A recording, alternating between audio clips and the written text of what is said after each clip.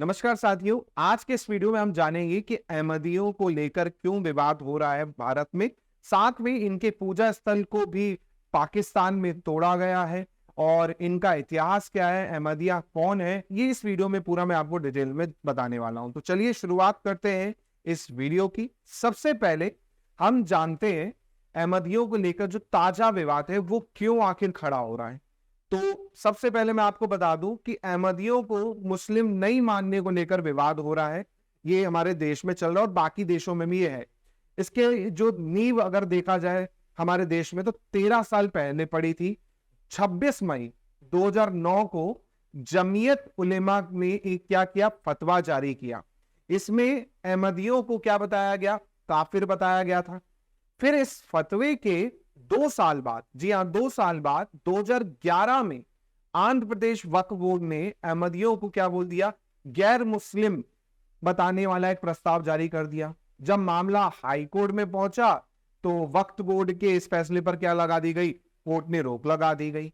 इसी प्रकार 2023 में दोबारा आंध्र प्रदेश वक्फ बोर्ड ने एक प्रस्ताव और जारी किया और अहमदियों को फिर से मुस्लिम मानने से क्या कर दिया, उन्होंने इनकार कर दिया। ये फरवरी की बात है, लेटेस्ट में। इस प्रस्ताव में भी 2009 में जो प्रस्ताव पारित किया था जमीयत उलेमा ने, उसी फतवे को क्या बनाया, यहां पर आधार बनाया।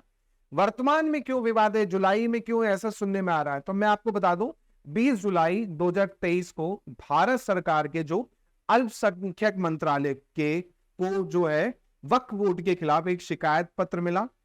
अगले ही दिन यानी 21 जुलाई को केंद्रीय अल्पसंख्यक मंत्रालय ने आंध्र प्रदेश के मुख्य सचिव को पत्र लिखकर उनसे जवाब मांगा और केंद्र सरकार का कहना है कि वक्फ बोर्ड का ये प्रयास जो है अहमदिया समुदाय के खिलाफ कैसा है, घृणा फैलाने जैसा है ना, क्योंकि वो भी हमारे भाई है। इस संगठन के पास किसी समुदाय को, मुस्लिम धर्म को अलग करने की अधिकार नहीं। वक्फ बोर्ड के बारे में बात हो रही है, तो ये था विवाद जो वर्तमान में चल रहा है। अब आते हैं हम अहमदिया कौन है, इनके बारे में, इनका इतिहास क्या है, शुरुआत कहां से हुई, पूरा इस वीडियो में आपको मैं बता रहा हूं। चलिए तो शुरुआत की बात करते हैं। तो साल 1889, जी हाँ 1889 की बात है। पंजाब का लुधियाना जिला, जिसमें है कदियान नामक गांव, जहां पर मिर्जा गुलाम अहमद ने अहमदिया समुदाय की शुरुआत की। जी हाँ, मिर्जा गुलाम अहमद। उन्होंने बैठक बुलाई और अपने आप को क्या किया, खलीफा घोषित कर दिया। उन्होंने शांति, प्रेम, न्याय और जीवन की पवित्रता जैसी शिक्षाओं पर जोर दिया। इसके बाद यह माना गया कि मिर्जा गुलाम अहमद ने इस्लाम के अंदर पुनरुत्थान की शुरुआत की है। मिर्जा गुलाम अहमद कदियान गांव से थे, इसलिए अहमदियों को क्या कहते हैं, कदियानी भी कहा जाने लगा। अहमदियों की ऑफिशियल वेबसाइट के अगर हिसाब से हम माने तो अल्लाह ने मिर्जा गुलाम अहमद को धार्मिक युद्धों और कट्टर सोच को समाप्त करने के लिए, शांति बहाल करने के लिए धरती पर भेजा था, ये कहा गया है। इसी प्रकार अहमदिया समुदाय के लोगों को लिबरल भी माना जाता है। इसी की वजह से मिर्जा गुलाम अहमद दूसरे धर्म के संस्थापक संतों जैसे ईरानी प्रोफेट जोरेस्टर, अब्राहिम, मूसा, जीसस, कृष्ण, बुद्ध और गुरु नानक की शिक्षाओं पढ़ने पर भी क्या देते, जोर देते हैं। उनका मानना था कि इन शिक्षाओं के जरिए ही कोई इंसान सच्चा मुस्लिम बन सकता है। इसी के साथ अगर मैं बात करूं यहाँ पर, तो आप देख सकते हैं भारत से निकलकर दुनिया भर में अहमदिया जो है फैले हुए हैं। संस्थापक की मैंने अभी आपको बताया, मिर्जा गुलाम अहमद संस्थापक है। वर्तमान खलीफा जो है वो है मिर्जा मसरूर अहमद। भारत में इनकी आबादी की तो लगभग 10 लाख के आसपास इनकी आबादी है और कुल 200 देशों में इनकी मौजूदगी है। 2011 जनगणना की बात करूं तो अहमदिया समुदाय को मुस्लिम वर्ग के तौर पे ही हमने स्वीकारा है। और पाकिस्तान में बात करूं तो इनकी आबादी भारत से लगभग 4 गुनी है, यानी 40 लाख के आसपास है, जो पाकिस्तान की कुल आबादी का 2.2% है। इसके अलावा कभी पाकिस्तान में पंजाब के प्रांत जो है रबवाह शहर में अहमदियों का वैश्विक मुख्यालय हुआ करता था, लेकिन फिलहाल इसे इंग्लैंड से ऑपरेट किया जा रहा है। इसके अलावा भारत, पाकिस्तान के अलावा जर्मनी, तंजानिया, केनिया जैसे देशों में भी अहमदिया समुदाय के लोग रहते हैं। नाइजीरिया की बात करूं तो वहां पर 25 लाख और इंडोनेशिया की बात करूं तो वहां पर 4 लाख अहमदिया समुदाय के लोग हैं।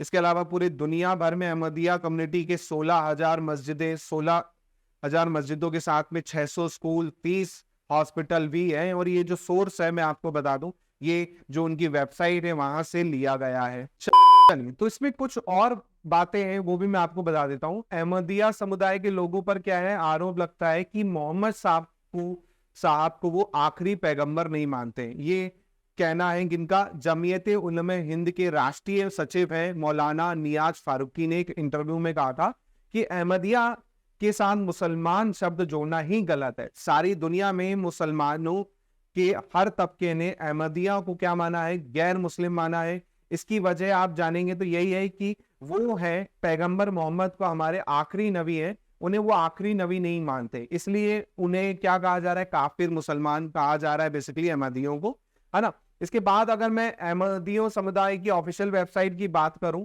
तो बाकी मुस्लिमों की तरह भी ये 3 बातें फॉलो करते हैं कि जैसे बाकी मुस्लिम जो है की तरह अहमदिया मुस्लिम भी इस्लाम के 5 जो फर्ज है, शहादा, नमाज, रोजा, जकात और हज को मानते हैं। इसी प्रकार अहमदिया भी बाकी मुस्लिम की तरह कुरान को अपना पवित्र ग्रंथ मानते हैं। वो मानते हैं कि इस्लाम मानव जाति के लिए सबसे बेहतर धर्म है। इसी प्रकार अहमदिया पैगंबर मोहम्मद को भी मानते हैं। वह ये मानते हैं कि पैगंबर मोहम्मद आखिरी बार अल्लाह के मैसेज लेकर धरती पे आए थे। ये अहमदियों का कहना है ना। इसके अलावा अगर मैं बात करूं मक्का में, तो 49 साल पहले मक्का में अहमदियों को क्या बता दिया गया था, गैर मुस्लिम बता दिया गया था। ठीक है, क्योंकि जो सऊदी अरब है वो अहमदियों को मुस्लिम नहीं मानता है। 2018 में सऊदी अरब ने अहमदियों को हज करने पर भी क्या लगा दी थी, पाबंदी लगा दी थी। इसके अलावा अगर कोई हज के लिए चला जाता तो उनको हिरासत में लेके उनके देश वापस भेज दिया जाता, है ना। और लगभग 49 साल पहले 1974 में इस्लामिक फिकवा काउंसिल ने एक फतवा जारी किया था जिसमें अहमदिया संप्रदाय और उनके अनुयायियों को क्या कहा था, काफिर कहा था और गैर मुस्लिम करार दिया था। ठीक है, 49 साल पहले, आप सोच लीजिए। इसके बाद अलग अलग मुस्लिम संगठन में भी ऐसी बैठकें हुई। कई मुस्लिम देशों में वैचारिक मतभेद की जगह से अहमदिया मुस्लिम जो है उनकी गिरफ्तारी तक हो गई, आप सोच सकते हैं आप। इसी प्रकार में अगर मैं बात करूं पाकिस्तान के, हमारे पड़ोसी मुल्क की, तो 1974, जी हाँ 1974 से ही पाकिस्तान में अहमदियों को मुस्लिम नहीं माना जाता। अगर मैं बात करूं तो पाकिस्तान में इसको लेके दंगे भी भड़क चुके हैं, जिसमें 1974 की बात है, और लगभग 27 लोग मारे गए थे, इनकी हत्या कर दी गई थी जो अहमदिया समुदाय से थे। इसके बाद वहां के तत्कालीन प्रधानमंत्री जो थे जुल्फिकर अली भुट्टो ने अहमदिया मुसलमानों को क्या बोल दिया, नॉन मुस्लिम माइनॉरिटी बता दिया था उस टाइम पे। उसके बाद फिर अहमदिया समुदाय ने इसका विरोध भी किया, लेकिन बाद में फिर एक पाकिस्तान दंड संहिता 298 के अंतर्गत, जी हाँ पाकिस्तान दंड संहिता की धारा 298 के तहत अहमदियों को मुस्लिम कहना जुर्म करार दे दिया था। आप सोच लीजिए, जुर्म था। अगर आप क्या बोलेंगे, अगर कोई अहमदिया खुद को क्या बोल दे, मुस्लिम बोल दे, तो उससे 3 साल की सजा तक हो सकती थी, आप सोचिए। इसी के साथ साथ 2002 में भी अहमदियों लोगों के लिए पाकिस्तान सरकार ने अलग वोटर लिस्ट प्रिंट करवाई, जिसमें उन्होंने उन्हें गैर मुस्लिम माना है, यहीं से देख सकते हैं, है ना। इसके अलावा पाकिस्तान में अहमदियों समुदाय के लोगों का कब्रिस्तान से लेके मस्जिद तक सब कुछ अलग ही है। यहाँ पर आप यहाँ से देख सकते हैं। इसके अलावा वहां पर आप देखेंगे तो अहमदियों की जो मस्जिदें हैं उनको भी तोड़ा गया। जैसे 7 दिसंबर 2022 को बागनपुरा नाम की जगह पर गुजरवाला ने, पुलिस ने अहमदिया समुदाय की मस्जिद की मीनार गिरा दी थी। ऐसे ही 10 जनवरी 2023 में भी अभी अहमदियों समुदाय की वजीराबाद पुलिस ने भी वो किया, उनकी मीनार गिरा दी, है ना। तो कुल मिला के वहां पर पाकिस्तान में काफी कट्टरपंथी जो है वो अहमदियों को मुस्लिम नहीं मानते हैं, और उनके जो पूजा स्थल है, जो उनकी मस्जिद है, उनको भी वो गिरा रहे हैं और तोड़ रहे हैं, और ये हाल ही में ही बहुत ज्यादा देखने को मिलता है। तो ये था वीडियो जहां पर हमने जाना अहमदियों का इतिहास भारत में। लेकिन ऐसा नहीं है, भारत सरकार का मानना है कि अहमदिया भी क्या है, मुस्लिम है, और हम यही चाहते हैं कि सब लोग मिलजुल के रहें और अच्छे से रहें। तो वीडियो कैसा लगा आप लोगों को, तो प्लीज इसे शेयर कीजिए और कमेंट करके जरूर बताएं। बहुत बहुत धन्यवाद। जय हिंद, जय भारत।